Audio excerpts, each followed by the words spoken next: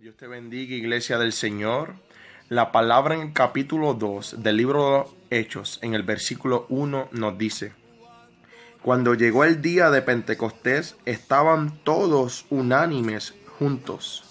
El capítulo 2 de los Hechos, desde el versículo 1 en adelante, nos comienza a relatar el derramamiento del Espíritu Santo a aquellos 120 hombres y mujeres que habían creído en Jesús. No solamente que habían creído en Jesús, sino que habían creído en la promesa de que Dios enviaría un consolador.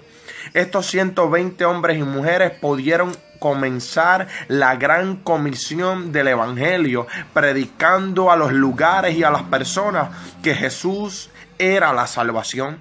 Pero estos hombres y mujeres comprendían que para lograr a cabo esa gran comisión con sus propias fuerzas no era posible. Ellos conocían que necesitaban una fuerza sobrenatural para poder lograr aquello que Dios le había enviado a hacer. Por eso estos hombres comienzan a esperar por la promesa del derramamiento del Espíritu Santo. Estos hombres y mujeres no movieron un brazo ni una pierna hasta que fueron revestidos del poder y de la manifestación de Dios en aquel momento. Pero la palabra en el versículo 1 nos especifica cómo se encontraban estos hombres. Y es en lo que yo quiero enfocarme en esta hora. La palabra no nos dice que estos hombres se encontraban divididos. La palabra no nos dice que estos hombres tenían un propio pensamiento. La palabra no nos dice que estos hombres tenían su propio criterio de lo que Dios iba a hacer con ellos. La palabra establece en el versículo 1 que ellos estaban juntos, unánimes en oración. La palabra nos quiere revelar algo poderoso en ese momento.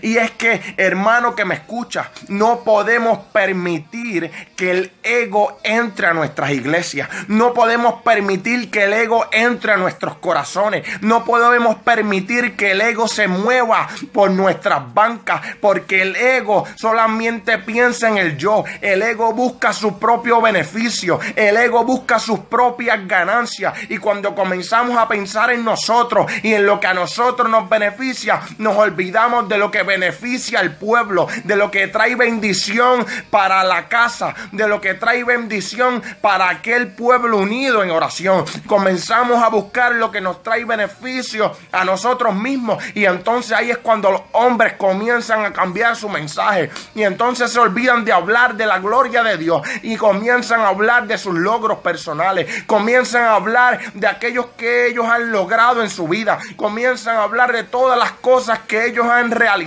y se olvidan hablar de lo que Dios está haciendo, de lo que Dios hizo y sigue haciendo en los corazones, de la gloria de Dios que se manifiesta en cualquier lugar donde hay santidad de Dios. Porque quiero decirte, hermanos que me escuchan, que si permitimos que el ego entre a nuestros templos, el Espíritu Santo se irá de ese lugar, porque donde hay ego hay división, y donde hay división no está Dios, y si no está Dios no está el Espíritu Santo. Es tiempo de dejar de pensar en nosotros, es tiempo de buscar beneficios, es tiempo de dejar de hablar de nuestros logros personales y volver al sacrificio de Jesús en la cruz del Calvario. Es tiempo de volver a la palabra de Dios, es tiempo de sacar el yo de los altares, es tiempo de predicar de este evangelio, es tiempo de que la iglesia esté unida en un mismo sentir, en un mismo espíritu, para que el Espíritu Santo sea derramado, para que el Espíritu Santo se mueva con poder y gloria.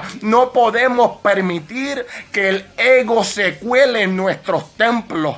Tenemos que estar unidos, todos juntos, en oración, en ruego, en clamor a Dios, en adoración al Padre. Tenemos que tener una misma mente y una misma meta, que es adorar y glorificar a Dios eternamente allá en el cielo, que es predicarle al perdido de que necesita salvación, misión de que necesita Jesucristo. Tenemos que tener una misma misión y una misma visión como pueblo, iglesia del Señor, porque Dios viene a buscar solamente a una iglesia. Cuando Dios venga, buscará a su iglesia, no buscará a una persona en específico, sino que levantará lo que constituimos la iglesia del Señor. Por eso en una casa dividida no va a haber derramamiento del Espíritu Santo. Iglesia que me estás escuchando, si has permitido que el ego se entre a tu altar, quiero decirte que no se está moviendo Dios, que hay un espíritu de error que se está moviendo,